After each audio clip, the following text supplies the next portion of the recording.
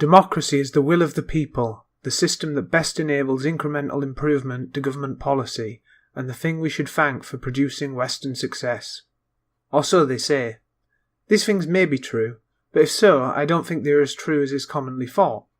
It's well known that Churchill supposedly said that democracy is the worst system except for all the others that have been tried from time to time, but I'm not sure if he was cynical enough, or if he was precise enough in his cynicism. Churchill is also alleged to have said that the best argument against democracy is a conversation with the average voter. There's an arrogance in saying you know better about how to run other people's lives, and critiques of democracy on the grounds of common ignorance are often portrayed as elitism. But democracy is no different from any other governmental system, at least in this respect. Not to go anarchist, but any system involving a state involves governing other people's lives. We may expect people to mostly know how to govern themselves, but democracy simply invites them to participate in the governing of others. How informed is the average person as to what that task involves? Assuming we have an informed public, does some kind of collective will of the people emerge? Maybe, but what does that mean? It's the will of those engaged enough to vote, perhaps? No, in most systems it's not even as direct as that, because there are representative limits built into the model. Most democracies are republics or parliamentary democracies of one form or another, and so have electoral systems that produce particular distortionary effects away from the will of the people. In America, and even still in the UK, despite certain naive readings, there exists a two-party system, the Republicans and the Democrats, and the Conservatives and Labour.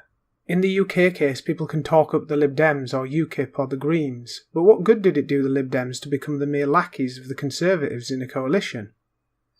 UKIP was killed as a party by victory in the Brexit referendum. The Greens are merely surplus Labour voters who want to signal how much they love plants. The system can mostly be described as a two-party system, partly because of the left-right split, but also just because of the design of the system. CGP Grey has a very good video going over just why the first-past-the-post model for electoral democracy leads to a two-party system, for incentive reasons, which I'll link in the description in the unlikely event you haven't seen it. We did have the alternative vote referendum in the UK back in 2011 on changing the electoral system from first-past-the-post to instant runoff voting, also known as alternative vote, in which candidates are ranked in terms of preference. But the main parties funded enough propaganda about the loser of a race being given a gold medal to distort people's understanding of the issue, and the referendum lost. Speaking so much of referenda, there was a victory as far as I'm concerned in that Brexit won, and I certainly feel much more comfortable voting for something as direct as a referenda than I ever will voting for a party. And I certainly think that referenda are the best of democracy, but even here things are troublesome. In one direction we could ask whether the public is truly informed enough to make such an abstract decision. In the other direction we could say that referenda might empower the public, but only on the big questions, and when it comes to the details this is handled by the same parliamentary system as always. The checks and balances of the House of Commons versus the House of Lords means that some are now saying that we'll be getting Brexit in name only. Referenda do not overrule the system, but are absorbed into it. Over on the continent they have exotic and exciting electoral systems, and have in various ways broke from the two-party paradigm of the Anglosphere, but only in various ways, and only to a certain extent. Coalitions are still governed by parties conforming strictly to a mainstream left versus right paradigm. There's no democratic system in the world that is truly governed by iterative decision-making, where the public corrects this little fault and that little fault.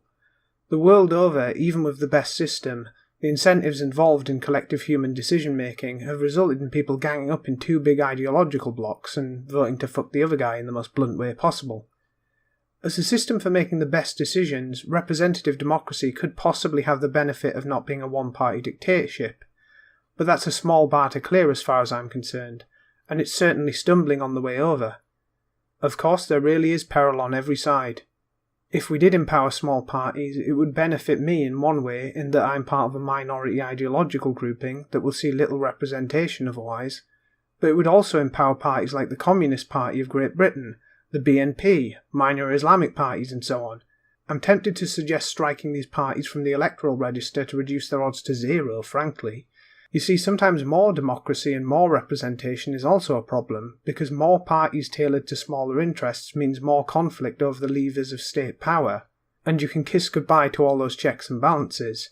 you may be heading to chaos.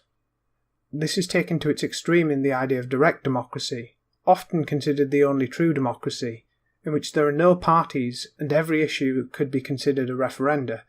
Technology could allow us to vote in real time and make the whole country into a parliament. Then you will truly discover that as terrible as you might think the distortions and limitations of representative democracy are, you really don't want to see the true face of the general will. Consider how much trolling and conflict there is online when a poll on an important issue goes up. Can you imagine the chaos when those polls are linked to decisions a state bureaucracy must make? Democratic sclerosis would quickly set in. The more direct the democracy and the more unencumbered from outside limitations, the more time people spend fighting over decisions, and the less decisions get made. You could call it gridlock, but it's way too chaotic and fluid for that term to suffice. When you add in the fact that the same technology that would enable such a thing could be subverted by the same trolls that brought you Hitler Did Nothing Wrong and Boaty McBoatface, you can imagine how long it might last. It would be hacked pretty damn fast, and then people would start arguing over whether the hacking was a false flag, and people would end up just as disillusioned and as far away from the mythical will of the people as they always were. You've seen the fracas over teenage Russian ninja hackers, so just magnify that times 1,000. Incidentally, the same limitations to democracy apply to communism, particularly the end-stage pure communism of Marxist theorizing, or theories of anarcho-communism, in which all representatives to communes are instantly recallable and horizontal consensus rules. It may work fine for small communes alone, but cannot be scaled up into a society-wide federation. It's instructive that we rarely ever see attempts at these structures inside of leftist parties, forums and organisations. German sociologist and anarcho-syndicalist Robert Michael has observed the same phenomena among the socialist and anarchist groups of his day, and he came up with the theory that within any organisation there exists a tendency towards elite rule, no matter how disguised, simply due to the nature of democratic sclerosis and specialisation allowing for bureaucracies to arise and set limitations to the chaos, becoming de facto controllers. Due to his observations, Michaels eventually left socialist anarchism, moved to Italy and joined Mussolini's Italian fascist party, so you can make of that what you will. I certainly think the law of hierarchy holds true for any organisations of societally influential size. So what are we to make of this? Representative democracy in the psychology of left versus right means that the general will is distorted, but the undistorted, unfiltered general will is a nightmare anyway. Representative democracy seems to be a lousy compromise between two extremes, one in which dictators rule, and one in which chaos rules, until we're back to the start anyway, with perhaps some extremely bad consequences on the way. There's no way out of this trap. Dictatorship or neo-monarchy isn't the answer, of course. Unless you happen to be part of the new aristocracy, then have at it, I suppose. Another good CGP Grey video in relation to a book I have unfortunately not read, though it's been on the list for a long while, is called The Dictators Handbook, so I can only summarise the video explanation of the book in passing here. It covers the subject of how dictators act to stay in power. Dictators act to minimise the number of patrons they have to keep happy to stay in power, and this situation is most blatant and brutal in dictatorships, which is one reason to avoid them. But unfortunately, to less extent, the same incentives exist in representative democracy, leading to systems that deliberately advance certain voting blocks at the expense of others and depend on a donor class. This is another force that ensures that representative democracy bends away from the will of the people, though as previously discussed, the will of the people truly expressed may not be any better. Any aspect of this that favours democracies is that they tend to have lower tax rates than dictatorships, because dictatorships like to just confiscate wealth arbitrarily from their poorest citizens, whereas citizens in democracies are more productive and wealthy than in dictatorships, and so a smaller cut can be taken, and it will still be enough to pay key supporters and also to fund the infrastructure needed to make the country even more productive. Of course, I think that last point may be getting the correlation the wrong way round. It certainly seems like dictatorial systems make countries poorer, but it may be that chaotic poor countries are simply more prone to dictatorship. The jury's still out on that. Modern China may not be strictly speaking a dictatorship, but it operates as a kind of competitive elective oligarchy within a one-party system, and nonetheless, although I wouldn't want to live in what seems like a police state, China has seen tremendous growth rates and has raised living standards immensely. A dictatorship is going to have more variance one way or another than a system that has lots of checks and balances, so perhaps China simply got lucky. Another point in China's favour is that its economy doesn't depend on a single resource that could be dug out with armies of poor slaves. That's not to say everything's great for workers as it is in China, only that living standards have improved over the decades and that the country's wealth has grown.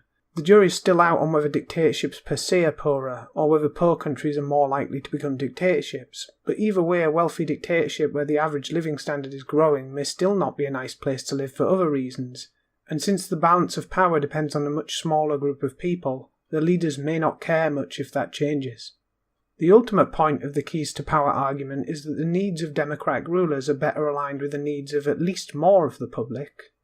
The compromise between the chaos of true democracy and the danger of the dictator that a representative system ensures means that the keys to power are connected to a society-wide group of patrons, and therefore the system is less likely to lead to tyranny for the majority, even if it doesn't enact the specific programs they would desire.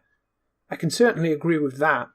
Representative democracy is less the will of the people, but more the uneasy satiation of the people. It's a lousy system for solving intricate regulatory problems, but it means, in a very general way, in the big sweeps, that the people in charge are more limited than they otherwise would be, unless they whip people up enough against the system itself that they pull the ladder up once elected. I think that when we look at democracy like this, though, we're only looking at the surface. The system is only a compromise and a sort of contract, and the real thing that limits elites is what will happen when they break that contract.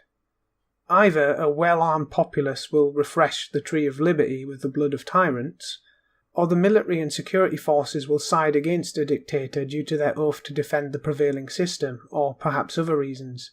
Perhaps it's far more likely to be happening at the behest of a military whose loyalties have changed. Either way, the true limitation of elite domination of the masses, then, is the ability of the people to defend themselves, and also the link between the members of the military and the people. No, even if the people really couldn't rise up, and the military really would be bought, as is often the case in the Third World, it's the perception that this is the case that causes elites to not risk their neck over it in the Western world, and it's a precarious situation we'd like to maintain. If technology changes those factors, if the people are disarmed, or assuming them irrelevant, if the military is automated, then those limitations disappear. The perception that they apply can no longer be reasonably maintained, and democracy becomes nothing but an empty slogan. Even representative democracy then exists as the product of perceived and actual parity of force. More than the mere procedure of democracy then, we should fight to maintain the capability to punish oath-breaking elites and whatever armies of darkness they might conjure. That compromise is nonetheless important. The left and right ideological factions and their elites must agree to keep their conflict within the bounds of a system where there's a reasonable expectation that if they lose, it's not for keeps. If we perceive that we are locked out forever, then the only recourse left is violent revolution. This is how you start that third world politics of fake democracy justifying dictatorship, punctuated by periodic civil wars when the opposition risks everything for its chance to be the dictator. Representative democracy, as shitty as it is at solving management problems, must be commended for one thing, which is that it encourages peaceful regime change. Cynicism or not, that alone makes it worth fighting for.